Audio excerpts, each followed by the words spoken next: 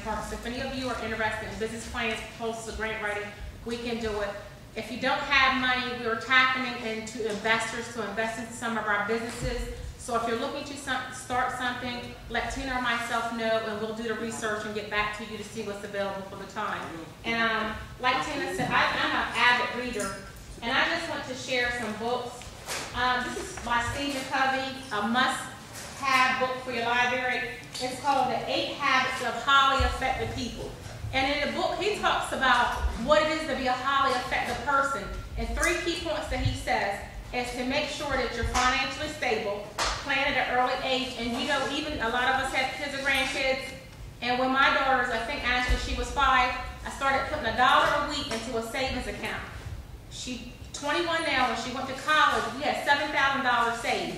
Okay, my daughters, when they became 12, I set up a savings account for them. And when both of the girls went to school this year, the last 3 years, they had enough money to pay for the books.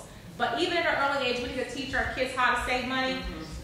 In his book also said one of the other key principles about being a highly effective person, he says you must be a team player, love other people, connect with other people. And what I hear some people say, well, I got it, I'm not sharing it with them because we're in business. That's not the way that's not the vision that God has given us. Right. Whatever you have to share with other people. You have to be an impartation to other people. So whatever I have, if you call me up, I'm going to give it to you. Because there's room at the altar for all of us. You know? I always tell people, you don't really call something else out of the box. By me helping you, God going to bless me. So I can speak for Tina and both of us ourselves. If we can help, just contact us and let us know. But again, the 8 Habits of Highly Effective People. Stephen Covey, really good book.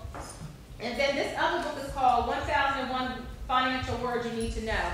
And it's words in here I ain't even never heard of. But it actually tells you how to set up a checking account, how to turn your money over, how to invest in CDs and stocks. And a lot of our people, we don't invest our money, but it tells you how to invest your money, how to turn your money over. And when I got sick, I paid double into my 401k when I was working. So when I was no longer able to work, I had money set aside to cash in my 401k. So I lived almost a whole year off of my 401k for work. If you have a 401k at your job, make sure you get it, because you don't never know what's happening. And also, if you have a mortgage, if you have a car, there's something called a disabilities insurance. Okay, it's like a little bit extra. Like if your car payment's maybe $385, it could be $50 or $80 extra. You might want to make sure you get it in the event that you get sick and you're out of work. You have to be out of work for 15 days. But if you're out of work, the disabilities insurance will pick up your payments for your mortgage and your house. So make sure you get the disabilities insurance. You don't know if you're going to go out here and God forbid you be in a car accident, but that's a backup plan. As black people, we need to have a backup plan. We spend to our last dollar. And we always say we don't have money, and I'm good for that. But guess what? We spend $5 at McDonald's. That's $5 that can go into our savings account. So I am learning how to better invest my money, and I wish I would have started at an early age, but I'm waiting, and I'm tapping into some of those investors and pray that God opens up a door for me. And the next book is called Smart Woman Finish Rich, and this is a really profound book. This lady, she was homeless. Okay, she was homeless 2 years ago in 2006. And she started volunteering at soup kitchens, and she got a job at a restaurant as a cook. Every day, this lady saved $2 a day, okay? $2 a day. She saved $2 and put it into a fund. So I gave everybody this, it says Dale 1.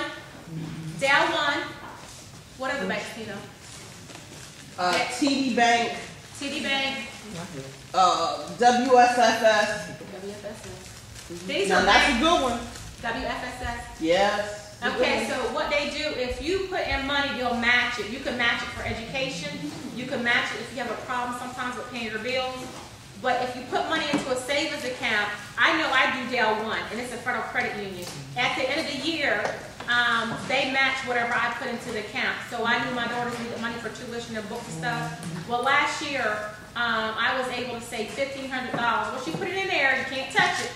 And my daughters both needed tuition, money for tuition, some money. So I had a little bit of money saved, but I had all the money they needed for their books as well. Okay, so, think wise. We get the spiritual aspect of a lot of things, but we also need to think on the spiritual tip as well. But I would encourage each of you in the room to get an open account at some of the banks that Tina and I have mentioned, and to open up an account to help you resolve some of your financial expenditures. Okay?